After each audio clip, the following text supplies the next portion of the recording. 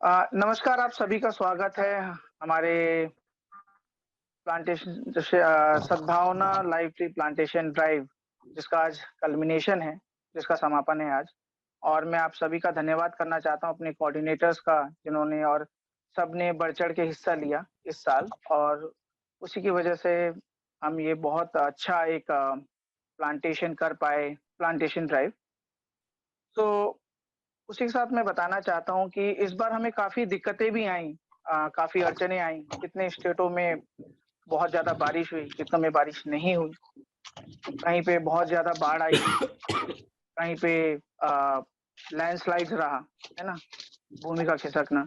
तो ऐसी अड़चनों के बाद भी जो हमारे कोऑर्डिनेटर्स हैं, जिन्होंने इस प्लांटेशन ड्राइव को अपनी सूझबूझ से और समझ से उन्होंने संयम दिखाया और अपने बलबूते पे इस प्लांटेशन ड्राइव को सफल बनाया। मैं सभी का धन्यवाद देना चाहता हूँ। और उसी के साथ मैं इस प्लांटेशन ड्राइव की एक छोटी-सी वीडियो है जो हमने बनाई है, इस पूरे जर्नी की, वो मैं दिखाना चाहता हूँ, जिसमें हमने कितने प्लांट्स हमने इस बार लगाए हैं और 20 राज्यों में हम इस बार पहुँच पाए। और आप देखें इस वीडियो को और उसके बाद मैं आप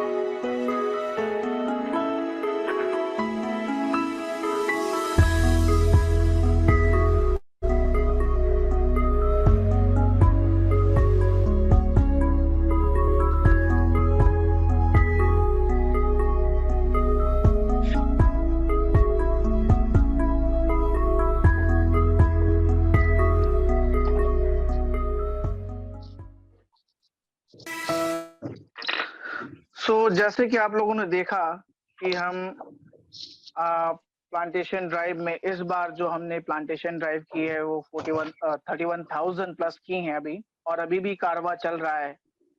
और मैं आप लोगों को बताना चाहता हूँ बहुत खुशी के साथ कि सितंबर 1 तक हम ये कंप्लीट हमारा प्लांटेशन ड्राइव हो जाएगा। इस प्लांटेशन ड्राइव के साथ मैं थोड़ा-सा आप लोगों को, जैसे आप लोगों ने वीडियो देखी, हमने और बहुत सारे बच्चों ने और बड़ों ने हमारे साथ हिस्सा लिया इस प्लांटेशन ड्राइव में, आपने फ़ोटो के द्वारा देखा।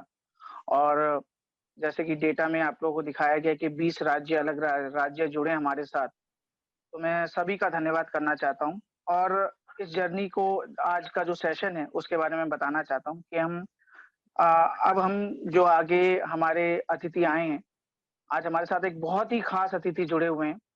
मैं उनको इंट्रोड्यूस करने से पहले मैं उनकी एक छोटी-सी वीडियो दिखाना चाहता हूँ आप लोगों को और उससे बताना चाहता हूँ। तो हम पहले वो छोटी-सी एक वीडियो देखते हैं उनकी और उनके बारे में जानते हैं।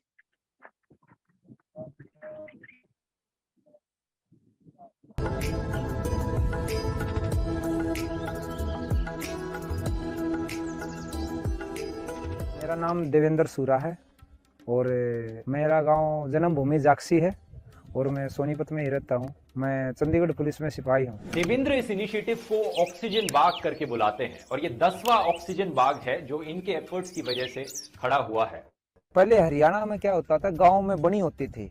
बनी जो मतलब फॉरेस्ट एरिया होता था, जिससे विभिन्न जीव जंतु है, पक्षी हैं, गिलहरी है या नेवला है, इस तरह के जो मुख्य जीव जंतु जो बोल नहीं सकते हैं, उन पक्षियों की संख्या बढ़ाने के लिए वो बनी होती थी। उसी के दर्ज पर आज वो खत्म हो चुकी है।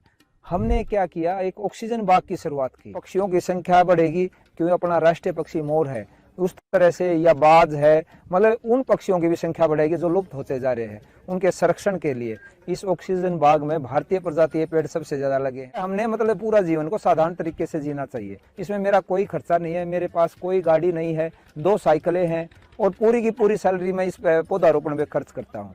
और कई हजार युवा साथी जुड़े हैं जो काम करते हैं। और पिताजी की जो पेंशन है वो आर्मी में थे, उनकी पेंशन से घर का काम चलता है।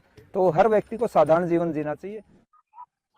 नमस्कार, इसी वीडियो के साथ मैं नमस्कार करना चाहता हूँ हमारे जो अतिथि हैं आज, जैसे हमारे साथ श्री देवेंद्र सूरा जी, जो कि बहुत लोकप्रिय हैं लोगों के आगे, ट्री मैन ऑफ हरियाणा के नाम से। नमस्कार देवेंद्र जी, आपका स्वागत है हमारे सद्भावना लाइफ ट्री प्लांटेशन ड्राइव में। नमस्ते भाई साहब। तो देवेंद्र जी, हमें बताइए कि ये जर्नी आपने जो प्लांटेशन ड्राइव की, जो आपने जो वृक्ष रोपण की जर्नी, कैसे शुरुआत हुई, कैसे इसका आइडिया आपको आया? भाई साहब, जैसा कि राजीव गांधी जो फाउंडेशन ने जो पर्यावरण के क्षेत्र में जो ये सद्भावना का जो कार्यक्रम शुरू किया है, तो कहीं ना कहीं ये एक देश के लिए नहीं या कोई विशेष क्षेत्र के लिए नहीं है, पूरे विश्व के लिए प्रेरणादायक कार्य है। और सद्भावना कोई भी अगर हम कार्य करते हैं, पहले हमारा उसके प्रति भाव बनना जरूरी है, तभी उस कार्य में सफलता मिलती है। और मेरे को बहुत ही बेहतर लगा और अन्य साथियों से चर्चा की, जो सद्भावना कार्यक्रम है जो राजीव गांधी एजुकेशन फाउंडेशन ने चलाया है, तो वो कहीं ना कहीं पर्यावरण के क्षेत्र में एक क्रांति का कार्य करेगा। और जो ये पहले मैं गेम करता था और राष्ट्रीय स्तर का खिलाड़ी रहा और देश के लिए कुछ बेहतर करना चाहता था, लेकिन कुछ इंजरी की वजह से मेरी हैमस्ट्रिंग खराब हो गई थी। और फिर बाद में चंडीगढ़ पुलिस में मैं सिलेक्ट हुआ, वहाँ की हरियाली को देखा। चंडीगढ़ एक प्लानिंग सिटी है, ली कार्बूजियर ने उसको बसाया है। जब प्लान से किसी शहर को हरा भरा बनाया जा सकता है, चंडीगढ़ हो या बेंगलोर हो, तो वैसे ही मैं ये चाहता हूँ हर गांव वैसे ही हरा भरा हो। गांव में दोबारा से पक्षी या मुख्य जीव जंतु दोबारा से इनका आश्रय बने। हम भौतिक उन्नति तो करते जा रहे हैं, लेकिन जो वास्तविक हमारी जो प्रगति है वो कहीं ना कहीं हम पीछे छोड़ते जा रहे हैं। वैसे तो हम 1947 में आजाद हो गए थे, लेकिन आज हम प्रदूषण की गुलामी महसूस करते हैं। इसलिए आप सबसे यही विनती है कि जो ये अभियान शुरू किया है, गांव में जाते हैं। आज भी अभी भी एक कार्यक्रम था, गन्नौर के पास बजाना गांव है, और वहां पर लोगों को इकट्ठा किया और जैसे ऑक्सीजन बाग बनाते हैं, आज उनसे चर्चा की और भविष्य में जल्द ही 1-2 महीने में यहाँ ऑक्सीजन बाग की व्यवस्था की जाएगी। अगर एक ऐसा वन क्षेत्र जो गांव को ऑक्सीजन या शुद्ध वातावरण तो देगा ही, लेकिन कई हजार पक्षियों का, जैसे छोटे से छोटे मधुमक्खी तितली से लेकर राष्ट्रीय पक्षी मोर तक, ऐसे बहुत से जीव जंतुओं का आश्रय बनेगा। तो इसमें इस कार्य में हजारों पर्यावरण मित्रों का, या जो सीनियर वृक्ष मित्र है जो काफी जिसकी एज 80 साल है, 90 साल है, जो कार्य किया है, उनको जोड़ के ही ये कार्य किया जाता है। तो इसलिए इस ऑक्सीजन बाग में जो व्यवस्था है, इस तरह का आश्रय भारत के हर गांव में बनना चाहिए। और यही मेरी आपसे विनती है कि जो ऑनलाइन जूम मीटिंग के माध्यम से आज पर्यावरण के क्षेत्र में जो आपने ये मीटिंग की व्यवस्था की है, कहीं ना कहीं ये बहुत ही बेहतर परिणाम आएंगे इसके। जी। इसी के साथ मैं एक और सवाल है मेरा आपसे कि ऑक्सीजन बाग के लिए जब आप लोग कैसे आप गाँव में जाते हैं, कैसे लोगों को अपने साथ जोड़ते हैं? इसके बारे में देखो, बताइए। गांव में विशेष तौर पर उत्तर भारत की मैं बात करता हूँ। गांव में भूमि बहुत पड़ी हुई है, या तो वो उसमें भूमि में ज्यादातर अपना खाली पड़ी है, या उस भूमि में गंदे तालाब बने हैं, इस तरह की व्यवस्था बनी है। तो गांव की जो धार्मिक स्थल होता है, या गांव की को मुख्य जगह होती है, तो उसमें हम लोगों को इकट्ठा करते हैं और बोलते हैं, जैसे गांव एक हमारा मुख्य पूजा स्थल है, गांव एक देवता है, तालाब भी हमारा देवता है, तो उसको आप भी गांव के प्रति कुछ प्रयास करो। वो मानते हैं, एक दो बैठक करते हैं उनके साथ, फिर धीरे धीरे युवाओं को जोड़ते हैं, और उस गांव में कम से कम 5 एकड़ भूमि को लेते हैं, तो किसी गांव में 5 से ज्यादा भी लेते हैं। और कोई एक आश्रय बने, क्योंकि लोगों का विश्वास तभी बनता है, जो पेड़ लगेगा वो वृक्ष का रूप ले। तो इसलिए एक छोटी ही भूमि का चयन करते हैं, फिर उसके बाद में उसमें एक पानी की व्यवस्था करते हैं और सुरक्षा की व्यवस्था करते हैं। उसके बाद समय समय पर महीने में एक बार उसका पूरी व्यवस्था की जाती है, भाई पानी प्रॉपर चल रहा है, पौधे ठीक चल रहे हैं, और साल में एक बार उसकी रिपोर्ट भी तैयार की जाती है। नहीं, आपका जो काम है वो बहुत सराहनीय है और ये जो सद्भावना का काम आप कर रहे हैं और लोगों को जागरूक कर रहे हैं, इसके हम बहुत-बहुत धन्यवाद करते हैं इसके लिए। मुझे आपसे एक सवाल और करना है जिसमें कि आप इस मंच से जो नए यूथ हैं, जो जनरेशन उनको क्या संदेश देना चाहते हैं? मैं राजीव गांधी फाउंडेशन के माध्यम से, और जो पर्यावरण प्रति आज ये जो मीटिंग की गई है, मैं यूथ को विशेष तौर पर ये संदेश देना चाहता हूँ। देखो, लगातार लोग भौतिकवाद की तरफ बढ़ रहे हैं, संसाधन बढ़ रहे हैं, जो जिंदगी का सबसे जरूरी है, जैसे सांस ही सौ पर प्रथम वो है। तो हमने देखो, मैं मानता हूँ अच्छे से पढ़ाई करो, संसाधन खरीदो, उन्नति करो, लेकिन सबसे जो हमारा मुख्य कर्तव्य है पर्यावरण का, उससे जुड़ो। प्रकृति, हम भी एक प्रकृति का हिस्सा है। इस प्रकृति से जुड़ने के लिए, और जहाँ यूथ जुड़ता है, वहाँ कहीं ना कहीं एक जन आंदोलन का रूप लेता है, मास मूवमेंट का रूप लेता है। तो आपसे विनती है, आप इस युवाओं को विशेष तौर पर आपको गांव में जाएं, और जितने भी इस फाउंडेशन से जितने भी यूथ जुड़ा हुआ है, वो कम से कम एक यूथ 5 गांव की विजिट करे या 10 गांव की विजिट करे, उसको केंद्र बनाए। एक यूथ 5 गांव लेगा या 10 गांव लेगा, उसकी रिपोर्ट तैयार करेगा, एक यूथ ने कितने युवा जोड़े। अगर एक यूथ एक गांव से 10 युवा जोड़ता है, तो 100 युवा जुड़े 10 गांव से। तो इस तरह से मतलब कहीं ना कहीं वो उनको भी अच्छा लगेगा, आप गांव में जाएंगे, उनसे जुड़ेंगे, ये एक चैन प्रक्रिया बनेगी। धीरे धीरे ये कुछ ही समय में पूरे भारत में एक जन आंदोलन का रूप लेगा। जी, और इसके साथ मेरा एक आखिरी सवाल, क्योंकि देखिए इस मुद्दे को हम सब समझते हैं कहीं न कहीं और इस मुद्दे को जानते हैं कि हाँ, ये बहुत ज़रूरी है। मगर एक चीज़ है, मैं आपके माध्यम से एक मैसेज भी और आप बताएँ, क्योंकि हम सब समझते हैं मगर कहीं न कहीं अपने कामों में व्यस्त रहते हैं तो उससे समय नहीं दे पाते। और वहीं पे आप पुलिस में हैं, जहाँ पे 24/7 का वो रहता है, तो कैसे आप इसको मैनेज कर पाते हैं? तो ये आप अपना एक्सपीरियंस शेयर करें कि कैसे हम समय निकाल सकते हैं? देखो, मैं स्वयं भी चंडीगढ़ पुलिस में सिपाही के पद पर कार्यरत हूँ। अरे, जब व्यक्ति कोई ठान लेता है, तो आसानी से ही समय निकल जाता है, और डिपार्टमेंट भी उसके साथ वैसा ही व्यवहार करता है, और अपने साथ कई हजार यूथ जुड़ा है। तो उनको हम सबसे पहले बोलते हैं, आप सबसे पहले घर का कार्य करें, उसके बाद आप करियर का कार्य करें, कोई भी आपका पढ़ाई है या जॉब है, वो कार्य करें। लेकिन उसके बाद अगर समय बचता है, तो आप कहीं ना कहीं प्रकृति की सेवा में लगाएं।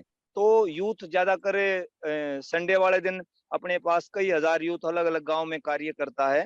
तो मतलब दोनों पहले पढ़ाई करो, या ऐसा नहीं है अगर भाई कहीं ये लगे पर्यावरण में मित्र ऐसे हैं, पढ़ाई को छोड़कर लगे हैं या घर के कार्य को छोड़कर लगे हैं, क्योंकि हमने समाज में एक विश्वास पैदा करना है।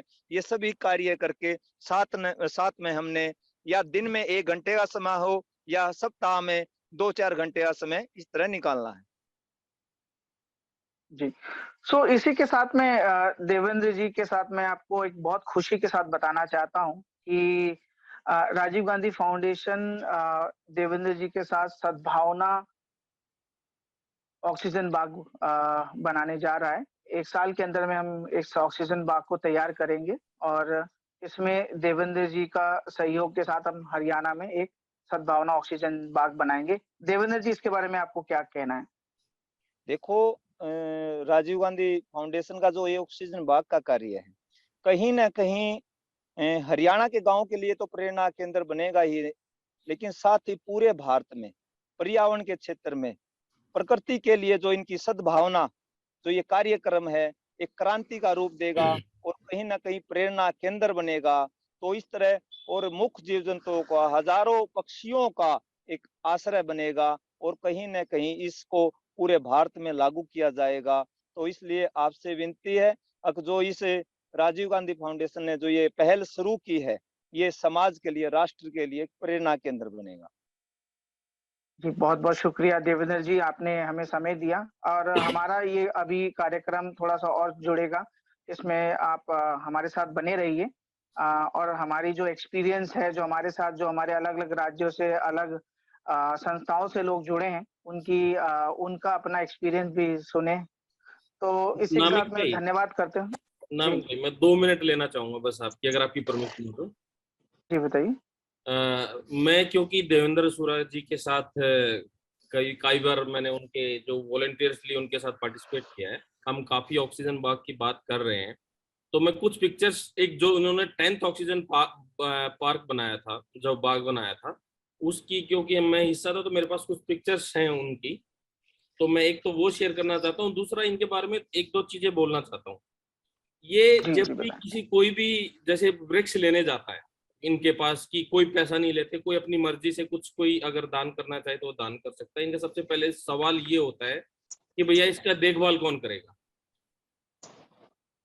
ये इनका जी, ये इनका सबसे पहले सवाल यही होता है कि भाई इसकी देखभाल कौन करेगा। तो ये इनका ये काम नहीं है कि लगा दिया और छोड़ दिया, उनको मेंटेन करना, उसको पानी कैसे जाएगा, गांव में कौन, अपने वॉलंटियर्स को इन्होंने इतना मतलब गांव गांव में बढ़ा लिया है। अगर आप कभी हम लोगों का सोनीपत जैसे हम बाग बना रहे हैं, इनको पुराने बाग में लेके जाना होगा। हमारा एक सेक्टर 23 है सोनीपत के अंदर, उसको आजकल सेक्टर जी, 23 कम हरा भरा सेक्टर ज्यादा बोलते हैं। वो सिर्फ इनकी देन है। इतने बड़े बड़े पेड़, इतने खूबसूरत पार्क ये उन्होंने बनाए। ये जो मैं कुछ तस्वीरें शेयर कर रहा हूँ, अगर आप देख पा रहे हो, तो ये इनका 10th ऑक्सीजन पार्क है हरियाणा के अंदर, जो ये भड़गांव में गांव में बनाया था इन्होंने। और मैं भी, और ये आप देख ही रहे हैं कितने हजारों वॉलेंटियर्स इसमें जुड़े हुए थे। तो ये इस तरीके से ये बाग बनाते हैं और उसको बना के गाँव गाँव में, है ना, जी, तो वो उसको शेयर करते हैं। उसको मतलब उसको कैसे मेंटेन करना है, सुरक्षा के लिए क्या करना है। जैसे बाढ़ लगाई थी, अभी इनसे जब बात हो रही थी इन्होंने बताया कि थोड़ा सा प्रॉब्लम ये आ रहा है कि हमने तार लगाए थे लेकिन नीलगाय घुस के थोड़ा खराब कर देती है, तो अब ये इन्होंने दूसरी व्यवस्था उसकी कर रहे हैं। तो ये सेफ्टी के साथ और उसको कैसे बढ़ाएं, ये पूरा ध्यान रखते हैं। Thank you. ठीक है। बहुत-बहुत शुक्रिया। सो हमारे समक्ष हमारे सेक्रेटरी श्री विजय महाजन जी भी आ चुके हैं। सो नमस्कार सर, आपने हमें इनकी बदौलत हम ये प्लांटेशन ड्राइव जो सद्भावना लाइफ ट्री प्लांटेशन ड्राइव है, ये हमारे सेक्रेटरी साहब की सोच थी और इसको हम यहाँ तक पहुँचा पाए। सो सर आपका स्वागत है। आप 2 शब्द आपके भी प्लीज़। नामिक जी, अरुण जी, आपका धन्यवाद आज का कार्यक्रम आयोजित करने के लिए। आज ही नहीं, आप तो 5 जून से लगे हुए हैं और जी पिछले सर। 3 साल से लगे हुए हैं। जी, मैंने तो एक छोटा सा आइडिया दिया था आपको और पहले 2 साल आपके साथ जुड़ा भी था। इस साल मैं उत्तराखंड में मैंने ऊपर जाके प्लांटेशंस किए हैं, तो आज मैं आपके साथ नहीं हूँ। लेकिन सबसे पहले मैं ये कहना चाहता हूँ कि देवेंद्र जी जो हैं, उनकी बात इतनी सरलता से, सहजता से उन्होंने बताई कि पूरी दिल में बैठ गई।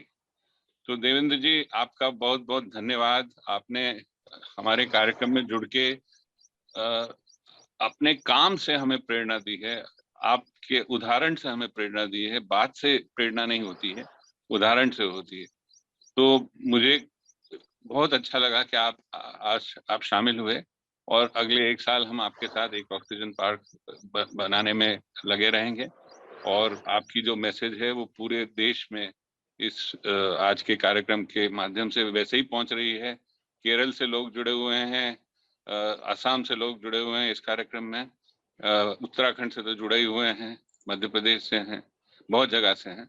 तो आपकी बात बहुत जगह पहुंच रही है और भी पहुंचेगी। बहुत बहुत धन्यवाद देवेंद्र जी। नामिक जी, आप कार्यक्रम आगे रखिए, बस मेरा यही मैसेज था। जी, बहुत बहुत शुक्रिया सर। इसके साथ हमारे साथ बने रहें सर। अब हम चलते हैं कि हमारे साथ 2 हमारे अलग अलग संस्थाओं से प्लांटेशन ड्राइव में जिन्होंने भाग लिया था, उनसे हम जानते हैं उनका इस प्लांटेशन ड्राइव का एक्सपीरियंस, इस साल का एक्सपीरियंस। प्रभा रावत जी। जी सर। जी नमस्कार मैम, आपका हाँ। स्वागत है प्लांटेशन ड्राइव। प्लीज अपना एक्सपीरियंस शेयर करें जो आपने हमारे साथ प्लांटेशन किया है पूरे ये 5 जून से 20 तक। तो आप अपना एक्सपीरियंस शेयर करें। सर सभी को मेरा नमस्कार है। सर हम लोग पिछले 2 सालों से आरजीएफ के साथ में प्लांटेशन ड्राइव में जुड़े हुए हैं, लेकिन इस बार का हम लोगों का जो था प्लांटेशन, मैं इस बार की बात करूंगी कि लगा क्योंकि एक इनिशिएटिव हमने बच्चों के साथ में करा, महिलाओं के साथ में किया, जो हमारी गांव की आशाएं थी, आंगनवाड़ी आईसीडीएस वर्कर हैं, तो उनके साथ मिलकर के हमने प्लांटेशन का काम किया और पूरा सपोर्ट हमारे के साथ में सिर्फ बच्चों का ही नहीं बल्कि बड़ों का भी रहा है, जिसमें कि उन लोगों ने भी पार्टिसिपेट करा। और सबसे अच्छी बात ये रही कि हम लोग ने टोटल मिलाकर के 128 बच्चों के साथ में प्लांटेशन करा और प्रत्येक बच्चे को उसमें इन्वॉल्व कराया, और साथ ही अलग अलग गाँव में जाकर के, क्योंकि एक जगह पे हम लोग ऐसा नहीं कि हमने सिर्फ एक जगह पे, अलग अलग करीब 12-15 गाँव में जाकर के हम लोगों ने प्लांटेशन का काम किया है। और प्लांटेशन के साथ ही हम लोगों ने ये नहीं है कि सिर्फ प्लांट को लगाए हैं, बल्कि संरक्षण की भी बात करी है कि कौन इनको पानी देगा, किस तरह से इसकी सुरक्षा की जाएगी और उसके लिए कौन जिम्मेदार रहेगा। तो जिस बच्चे ने जिसका प्लांटेशन किया वही उसके लिए रिस्पॉन्सिबल है। और क्योंकि सिर्फ हम प्लांटेशन के दौरान ही बच्चों से नहीं मिले हैं, बल्कि आने वाले समय में हमारे जो ग्रुप हैं बच्चों के, हम उनके साथ में मिलते रहते हैं और उन बच्चों को एक नई क्रिएटिव एक्टिविटी ये लगी कि जिससे कि बच्चों ने बहुत बढ़ चढ़ करके इसमें पार्टिसिपेट करा। और जब हम लोगों ने जूम मीटिंग के माध्यम से बच्चों के साथ में करा तो उनको और भी एक्साइटेड बच्चे हुए और उनमें एक उत्साह सा जगा कि हाँ हमें करना चाहिए। जिनको लगता था कि नहीं हम लोग वहां पे नहीं आएंगे, मतलब बहुत से बच्चे झेपते थे, लेकिन जब ऑनलाइन जूम मीटिंग में बच्चे आए तो उन्हें लगा नहीं मुझे भी पार्टिसिपेट करना चाहिए, मुझे बोलना चाहिए, तो बच्चों ने बढ़ चढ़ करके उसमें भागीदारी करी है। और साथ ही हमारी जो महिला मंगल दल है और अन्य ग्रुप हैं गाँव में, तो उन लोगों ने भी बहुत सपोर्ट करा है। और भौगोलिक परिस्थितियां हमारे यहाँ पे बहुत अच्छी नहीं है, क्योंकि बरसात का सीजन है तो बहुत बारिश होती है, लैंडस्लाइड होता है, रोड हो जाती है, लेकिन उसके बावजूद भी मेरी जो टीम है, हमारी हिमात की पूरी टीम है, पूरा सपोर्ट उनका वहाँ पे रहा है और अलग-अलग गाँव में जाकर के उन्होंने बच्चों के साथ में प्लांटेशन का काम करा। सबसे अच्छी बात ये रही कि जो बच्चे, बार होता है कि लोग सपोर्ट नहीं करते हैं, क्योंकि हम लोग तो कर रहे हैं, लेकिन जब करने वाला सपोर्ट नहीं करेगा तो हम कुछ भी नहीं कर सकते। लेकिन सबसे अच्छी बात ये थी कि बच्चों ने सपोर्ट करा, गाँव के प्रधान ने सपोर्ट करा, महिला मंगल दल, आशा, आंगनवाड़ी वर्कर, जितने भी लोग थे सभी ने मिल करके, और हमारे एक टीचर हैं साथ से, अगर आप लोग चाहेंगे तो एक पेड़ वाले गुरुजी हमारे यहाँ कहते हैं, जैसे अभी देवेंद्र जी पुलिस में हैं और वो कर रहे हैं पर्यावरण को बचाने का, तो उसी तरह का हमारे यहाँ पे भी एक स्कूल टीचर है, सरकारी टीचर है, और पूरा पेड़ वाले गुरुजी भी उनको बोलते हैं। तो वो पौधे लगाते हैं अलग अलग जगहों पे जाकर के, उनका संरक्षण, और लोगों को देते भी हैं उन पौधों को। तो अभी तक उन्होंने भी कई हजार पौधे लगा चुके, तो उन लोगों से भी हम लोगों ने संपर्क किया है और उनके साथ मिल करके भी हमने प्लांटेशन करे हैं। तो अगर हमें टाइम लगेगा, आप लोग चाहें तो हम उन्हें भी इंट्रोड्यूस करवा सकते हैं यहाँ पे। तो वो भी हमें कह रहे थे कि बहुत अच्छा आप लोग कर रहे हैं और हम भी आपस में मिल करके इस तरह की चीजों को कर सकते हैं। बाकी से राजीव गांधी फाउंडेशन का बहुत बहुत धन्यवाद है कि हमारी पूरी टीम को एक एनर्जी इससे मिलती है और हम लोग बहुत कुछ सीखे हैं, क्योंकि नए नए एक्सपर्ट यहाँ पे आते हैं और वो अपनी बातों को रखते हैं, तो उससे कुछ ना कुछ सीखने को मिलता है। तो हम लोग भी, हमारी पूरी टीम बहुत कुछ सीखे हैं और बच्चों को भी बहुत ज्यादा उत्साह इसमें लगा है और उन्हें इंटरेस्ट है कि आने वाले समय में भी, और अभी भी बच्चे कर ही रहे हैं। जी, बहुत बहुत धन्यवाद सर। बहुत बहुत शुक्रिया मैम आपका हमारे साथ जुड़े, और जरूर हम आगे भी गुरुजी के साथ हम बिल्कुल मिलके काम करेंगे। सो ये थे प्रभा रावत जी उत्तराखंड से, हिमित ऑर्गेनाइजेशन से। आगे मैं चलता हूँ, डायना है हमारे साथ आसाम से, और मैं डायना के बारे में कुछ बताना चाहता हूँ कि डायना ने आसाम और मणिपुर में जो कार्य किया, मगर उसमें काफी अड़चने आई इस बार, उसके बावजूद भी, क्योंकि अगर आप लोग, हम सभी जानते हैं कि आसाम में बाढ़ आई, वैसे ही बहुत ज्यादा बारिश हुई है मणिपुर में भी, वहां पे भी हल्के बाढ़ आई और साथ में काफी लैंडस्लाइड्स भी हुआ, मगर उसके बावजूद भी डायना ने जो प्लांट किया दोनों स्टेट्स में 15,000 प्लस प्लांट्स डायना ने वहां पे अपने और अपने साथियों के साथ, सहयोगियों के साथ किया। तो हम डायना से जानते हैं कि उन्होंने कैसे और उनका एक्सपीरियंस कैसा रहा। जी, गुड आवाज आ मॉर्निंग, रही है आपकी, please. a very good wonderful morning. day. और good morning Vijay sir, good morning Arun ji, Sujata and whoever is here, सभी को मेरा नमस्कार। और मेरे साथ बर्नाली भी है जो हेलो मेरा साथ बर्नाली। देती है, जो मेरे साथ हमेशा बिल्कुल। देती है। एक्चुअली नामिक प्रॉब्लम वाज ये, सिंस 2020 हम लोग बहुत एक्साइटमेंट के साथ, बच्चों ने, सभी ने, मतलब we started with interact children, with wonder room children. Excitement तो होती है कि ट्री प्लान करिए और फिर उसके बाद जाके देखिए कि हमारा ट्री आज कितना ग्रो कर रहा है, नहीं कर रहा है। तो the excitement is always there. 2020 से लेके हम 2021 में ज्यादा प्लांट करने लगे। Then excitement was there for this year की 1-2 महीने से पहले, जून 5 से वर्ल्ड एनवायरनमेंट डे से हमारा प्लांटेशन ड्राइव शुरू होने वाला है, तो प्रिपरेशन शुरू होने लग गए। उससे पहले कोई बच्चे प्लांट करने भी लग गए। देन बट अनफॉर्चुनेटली क्या हुआ था, बहुत बारिश हुई, फ्लड्स हुआ, और जो जिसने फार्म लगाए वो भी मतलब बह के भी चले गए, सारा क्रॉप डिस्ट्रक्शन हुआ, ये सब हुआ। एंड बाहर में then if it was not raining, it was so hot and humid कि बाहर निकल के प्लांट भी नहीं कर सकते थे। तो मैंने सोचा कि क्या करूं, व्हाट शुड बी डन ना, the target is more than 7,800। हम क्या कर सकते हैं ना, पिछले साल के रिकॉर्ड से इस बार कम हो गया तो ना अच्छा नहीं लगेगा। even though there are restrictions, वो क्या होता है, against the nature I had to fight। तो फिर मैंने सोचा कि क्या करूं, बाहर नहीं निकल के कुछ ना तो करना पड़ेगा। So what I thought was, सबको हमने बताया कि फ्रूट्स तो हर घर में खाते हैं, whoever eat, मतलब घर में फ्रूट्स आते हैं, तो जो जितना भी फ्रूट्स का सीड्स है वो कलेक्ट करके एक पैच बनाइए, गमले में कुछ सीड बेड बना के सबको, क्योंकि वी हैड टाइम ना, जून 5 से लेके अगस्त आज तक, तो इतने टाइम में हम लोग क्या कर सकते हैं ना, सीड्स सो करे तो कोई 5 दिन में ग्रो करना शुरू कर सकता है, कोई 10 दिन में ग्रो करना शुरू करता है, कोई 15 दिन में ग्रो करना शुरू करता है। तो सभी को सीड्स को बनाने के लिए बोला, और जैसे शुरू हुआ वो लोग कुछ प्लांट्स तो प्लांट करना शुरू किया, along with that seeds को भी सो करना शुरू किया। And another thing Namik, if we have to go on a large scale, हमारा टारगेट ज्यादा था, तो सभी लोगों को तो हम नहीं बोल सकते ना कि तुम 10 सीड पौधा लेके आओ, खरीद के लेके आओ, 50 पौधा खरीद के लाओ, it needs money to buy also. तो अगर हम लोग सीड से ग्रो करते हैं तो we don't need to spend money also. पैसा खर्च करने की भी जरूरत नहीं है। तो सभी लोगों को बोलते हैं, एंड बच्चों को भी एक्साइटमेंट हो जाता है कि जो फ्रूट्स हम खाए उसी से सीड बना के पौधा कैसे निकलते हैं, and they have been observing it, and it's a wonderful experience for each of them.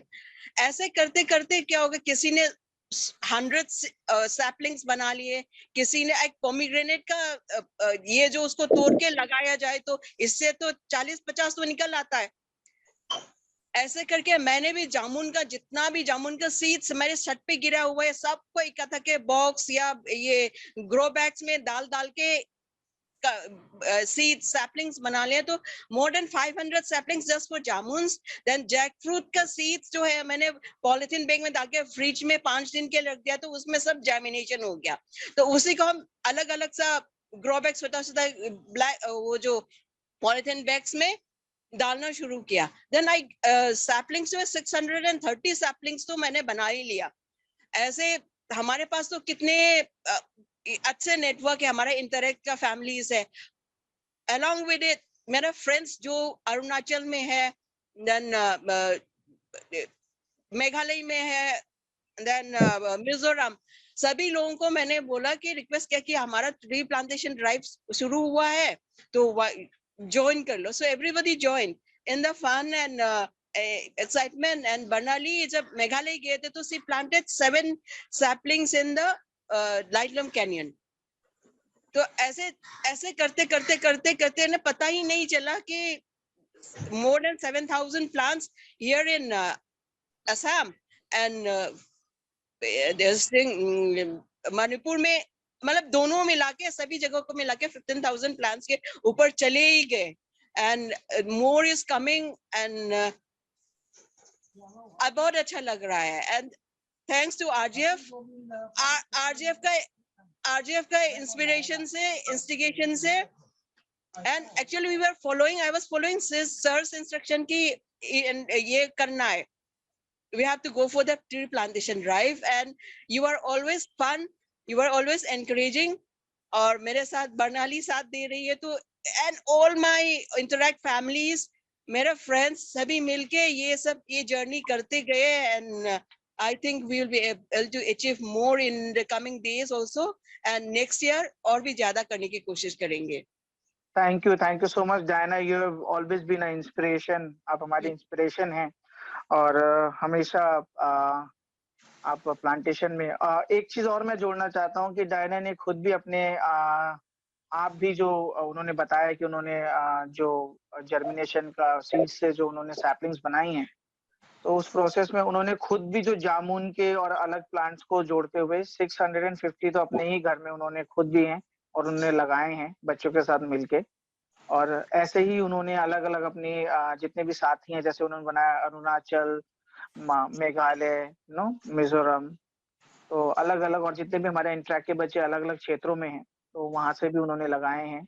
तो ऐसे जो हमारे बच्चे इंदौर में है वहां पर लगा लिए हैं, जो बच्चे राजस्थान में है, जयपुर में है, वहां पर लगा लिए। तो एक को भी छोड़ा नहीं हमने, सबको पकड़ा और लगवाया। Thank you. तो यही जज्बा है और यही जज्बा रखने की जरूरत है हम सबको कि हमारे जितने भी साथी हैं उनको भी अपने साथ लेके चलें और इस नेक काम में हम अपना योगदान दें। तो इसी के साथ बहुत बहुत शुक्रिया डायना। हम चलते हैं रूट्स कंट्री स्कूल में, जहाँ पे हमारे साथ बच्चे जुड़े हुए हैं और आज वो 300 सैपलिंग के साथ बैठे हुए हैं। हेलो, हाँ, हमें आपकी आवाज आ रही है अब। पहले तो हम आप सबको ये बताना चाहते हैं कि मैं सबसे पहले अपना शुक्रिया अदा करना चाहूंगी हमें ये मौका देने के लिए कि हम भी पूरी दुनिया को ये बात बता सके कि हमारे लिए पेड़ कितने जरूरी हैं। हम एक ऐसे स्कूल में पढ़ते हैं जहाँ पे पेड़ लगाना कोई बहुत बड़ी आवश्यकता नहीं थी। हमारे पास बहुत सारे पेड़ पहले से ही थे, लेकिन फिर भी हमने ये कदम इसलिए उठाया है क्योंकि हम चाहते हैं कि सबको ये मैसेज जा पाए कि जस्ट बिकॉज आपके पास कोई चीज है, स्पेशली अगर वो प्रकृति है, तो आप उसको कभी भी फॉर ग्रांटेड नहीं ले सकते। आपको उसकी केयर करनी होगी, आपको उसके लिए उसको बचाने के लिए एफर्ट्स डालने होंगे, जो हम आज करना चाहते हैं। हम कम से कम भी आज 300 पेड़ लगाने वाले हैं और राजीव गांधी फाउंडेशन के साथ फर्स्ट ऑफ ऑल जुड़ने के लिए मैं मिस्टर शेरपा को थैंक यू बोलना चाहूंगी कि उन्होंने हमें ये अपॉर्चुनिटी दी कि हम भी अपना मैसेज पूरी दुनिया तक पहुंचा पाए। हमें पता है कि कोविड में सिर्फ रूट्स कंट्री स्कूल एक ही स्कूल था जो पूरे स्कूल में चल रहा था, फिजिकली हमारी क्लासेस हो रही थी, और वो सिर्फ इस वजह से था क्योंकि हमारा स्कूल एक जंगल के बीच में है, एक खेतों के बीच में है, और हमें दुनिया की बाकी प्रॉब्लम्स की तरह उन सब से नहीं जूझना पड़ा। वो सिर्फ इसलिए था क्योंकि हमारे पास प्रकृति का हाथ हमारे सर पे था, और हमने अभी तक भी, अगर हम हमारे पूर्वजों ने हमारे लिए जो भी किया है, हम उसके लिए आज तक हम उनके फल खा रहे हैं। तो क्यों ना हम भी अपनी तरफ से आगे ये इनिशिएटिव ले जाएं ताकि हमारे फ्यूचर जनरेशंस को भी इस चीज से फायदा हो। और मोर देन एनीथिंग मुझे लगता है कि एज हेड गर्ल अगर मैं कोई चीज इसके लिए बोल पाऊंगी तो वो यही है कि हमें, हमारे लिए हो सकता है हमें भी ये जरूरत ना दिखे कि पेड़ लगाना कितना जरूरी है, लेकिन अगर बहुत देर हो जाती है, अगर, तो आप क्या चाहते हैं कि सारे जंगल कट जाए, सारी जो भी हमारे जानवर है, सारी वाइल्ड लाइफ है वो खत्म हो जाए, और उसके बाद हमें याद आए और हमें अपनी फ्यूचर जनरेशन को बताना पड़े फोटोज या फोन्स के जरिए कि पेड़ क्या होते थे। अगर हमें ऐसी दुनिया में रहना पड़े तो हम नहीं चाहेंगे कि हम ऐसी दुनिया में कभी भी रहें। इसीलिए हम आज ये इनिशिएटिव ले रहे हैं और आपके साथ जुड़ने के लिए हमने ये फैसला किया है। बहुत आज हमारी प्रेरणा हम 10 साल की बच्ची ग्रेटा थंगबर्ग के साथ लेके आए हैं, जिसने अपना नाम पूरे देश पर, इनफैक्ट पूरी दुनिया भर में कहीं ना कहीं स्थापित करा है। उसने अंग्रेजी ओबामा से लेके टेडेक्स तक हर जगह अपने झंडे गाड़े हैं और सबको, पूरी दुनिया को जागरूक किया है कि क्लाइमेट चेंज कितनी बड़ा एक तरह से खतरा बन चुका है हमारी पूरी दुनिया के लिए। तो जो देवदार ट्री है वो एक एवरग्रीन कॉनिफरस ट्री है जिसकी लंबाई लगभग 40 से 50 मीटर की है, और कभी कभार ये 60 मीटर की तक चला जाता है, और इसकी जो चौड़ाई है वह 3 मीटर है। हम ये पेड़ इसीलिए उगा रहे हैं क्योंकि यह 1000 साल तक जीवित रह सकता है, और इससे हमारी आगे आने वाली पीढ़ी भी प्रभावित होगी और उसका उनको फायदा भी होगा। तो जैसे कि हम देख सकते हैं यहाँ पे पहले से ही इतने सारे कॉनिफरस ट्रीज हैं, तो यहाँ पे अगर हम ये पेड़ उगा रहे हैं तो यहाँ पे बहुत इजीली इनकी ग्रोथ हो सकती है। तो मैं आपको इसके बायोलॉजिकल फीचर्स के बारे में बताऊंगी। पहले तो ये स्पीशी जो है वो देवदार है, और ये इसका जो जीनस है वो ये है सेंड्रस, और ये फैमिली से बिलोंग करता है, पाइन फैमिली, जिसको हम पाइनेसी भी बोलते हैं। और इसका फीचर ये भी हो सकता है कि ये मोनेशियस है, मतलब जो मेल और फीमेल पार्ट है वो दोनों एक ही प्लांट में प्रेजेंट होता है। फीमेल ऊपर वाले हिस्से में प्रेजेंट होता है और मेल नीचे वाले हिस्से में प्रेजेंट होता है। मैं बताना चाहूँगा कि जो देवदार है उसका उपयोग आयुर्वेदा में भी किया जाता है। देवदार से तरह तरह की आयुर्वेदिक दवाइयाँ बनाई जाती है, जैसे जुकाम के लिए। और हाल ही में रिसर्च से यह भी पता चला है कि यह कैंसर ट्रीटमेंट में भी उपयोग किया जाता है। अब मैं आपको देवदार की सजावटी खूबियों के बारे में बताना चाहूंगी। देवदार सिर्फ एक आयुर्वेदिक दवाई की तरह ही इस्तेमाल नहीं किया जाता। इसकी खुशबूदार लकड़ियां अक्सर इंसेंस स्टिक्स बनाने के काम भी आती है। कीड़े मकोड़े अक्सर इस पेड़ से दूर रहा करते हैं, जिसकी वजह से इसको एक कीटनाशक की तरह भी इस्तेमाल किया जाता है। इसके साथ साथ देवदार में एंटी फंगल प्रॉपर्टीज भी पाई जाती है। हमें लगता है कि तरक्की कंक्रीट के जंगल बनाने में है, लेकिन असली तरक्की तो प्राकृतिक जंगलों को बचाने में है, क्योंकि आने वाली पीढ़ी को धुएं से ज्यादा स्वच्छ और साफ हवा की जरूरत होगी। और हमारे पूर्वजों ने हमारे लिए इतना सब कुछ छोड़ा है, तो हमारा फर्ज बनता है कि हम आने वाली पीढ़ी के लिए कुछ करें। आज इन देवदार पेड़ों की अहमियत जो है वो काफी बढ़ गई है। हम देखते हैं कि पहाड़ी इलाकों में जो भूस्खलन की समस्या है वो बहुत बड़े स्तर पर आ रही है। एक तो पहाड़ों में जीवन जीना अपने आप में एक बहुत कठिन समस्या है, आप यहाँ पे जीवन इतनी आसानी से जी नहीं सकते। उसके साथ ही जो ये भूस्खलन की समस्या है ये यहाँ पे जीवन को और मुश्किल बना देती है। तो ये जो देवदार के पेड़ हैं ये मिट्टी को पकड़ के रखते हैं, जिसकी वजह से जब बारिश होती है, जैसे अभी वर्षा ऋतु है, तो भूस्खलन इतनी आसानी से होता नहीं है। तो आज जो हम देवदार लगाने जा रहे हैं ये भूस्खलन की समस्या के लिए भी एक बहुत ही उपयोगी तरीका होगा। Good morning everyone. तो आज हम बात करेंगे सिर्फ जो भी हम पेड़ लगा रहे हैं, प्लांटिंग कर रहे हैं, इनका सिर्फ हमारे हेल्थ बेनिफिट्स तो हैं, पर मानसिक बेनिफिट्स भी बहुत ज़्यादा हैं, मानसिक फायदे भी बहुत हैं। Anxiety, depression, if we talk about criminal scenes, वो भी उन जगह में कम देखे जाते हैं जहाँ पर फॉरेस्ट एरियाज होते हैं। But at the end of everything it's important कि हम लोग अगर पेड़ लगा रहे हैं तो उस इच्छा से लगाएं कि उस पेड़ के नीचे कभी बैठना ना हो। तो हमारा वो मीनिंग ऑफ लाइफ हो, वो कंपैशनेट फीलिंग हो कि कभी उस पेड़ के नीचे बैठना नहीं है पर फिर भी हम पेड़ लगा रहे हैं। That is the true meaning of life. दो हमें पता है इन सबके बहुत बेनिफिट्स हैं, मानसिक हैं, शारीरिक हैं, सारे बेनिफिट्स हैं, बट इट इज इम्पोर्टेंट कि अगर हम जेन्युइनली अपने प्रकृति के लिए कुछ करना चाहते हैं तो बिना स्वार्थ के करें और अपने फ्यूचर जनरेशन के लिए करें। जैसे कि आप देख सकते हैं कि हमने ऑलरेडी वहाँ पे पेड़ लगाने शुरू कर दिए हैं, वो ऑलरेडी वहाँ पे खोद रहे हैं एंड हमारे पास 300 समथिंग ट्रीज जो है आज हम प्लांट करने वाले हैं। तो we hope that Roots Country School की तरफ से किया गया ये इनिशिएटिव पूरी दुनिया तक पहुंचेगा एंड हमारी आने वाली जनरेशन को हेल्प करेगा। धरती को वृक्षों से सजाना है, जीवन को खुशहाल बनाना है, पर्यावरण की ओर कदम बढ़ाना है, भारत को महान बनाना है। आज हमारी धरती कर रही है पुकार, चलो रूटियंस मिलकर करें इस देश का श्रृंगार। पेड़ों के ना बने भक्षक, बहुत बहुत शुक्रिया, बहुत बहुत शुक्रिया, बहुत बहुत शुक्रिया आप सभी का बच्चों। इसमें मैं दो चीज बहुत इम्पोर्टेंट, मैं इनमें से बहुत इम्पोर्टेंट बातें बोली गई हैं, मगर मैं दो चीज ले रहा हूँ कि एक स्कूल जो कि एक बताया गया कि स्कूल पैंडेमिक के टाइम पे भी खुला हुआ था और वो यही रीजन था कि पेड़ों के बीच में, एक जंगल के बीच में स्कूल है और ये प्रकृति कितनी हमें बचाती है इन अलग अलग बीमारियों से, और प्रकृति हमारी कहीं ना कहीं ढाल बन के खड़ी रहती है। तो इस वजह के कारण ये स्कूल खुला रहा, वरना पूरे देश में एक चीज है कि स्कूल नहीं खुले थे, हम सब जानते हैं, बच्चे घर में थे। तो ये प्रकृति के मदर नेचर के अंडर में थे, तो इस वजह से तो पेड़ लगाना हम अब समझ सकते हैं कि कितना इम्पोर्टेंट है और वो कितना हमें बचाता है ऐसी बीमारियों से।